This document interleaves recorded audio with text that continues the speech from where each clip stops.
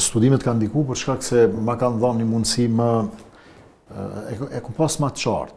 Po unë prej natyrës, me thonë drejtën, shpeshere përsëris, nuk është unë që jam i tillë, po jemi gjithna, po që unë mendoj që kam pak ma të theksune që të pjesën i kam dobësi të rinë.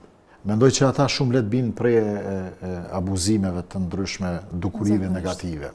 Edhe për këtë arsye, konsideroj që ne si të rritun kem obligim, qoftë unë si prind për familjen time, qoftë unë si një qytetar i këtij vendi, me përvojat e mia modeste, ato që janë, me e dhonë diçka për me i rutrit. I kam dobësi sepse po e shoh që dilerët e drogave janë të pamshirshëm.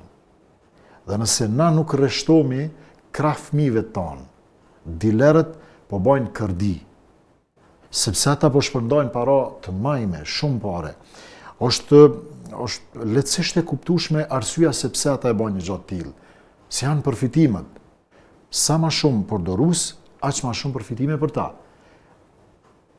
Se e shkatronaj treun, se fitonaj duke helmu gjakun e treut, nuk e ka dert.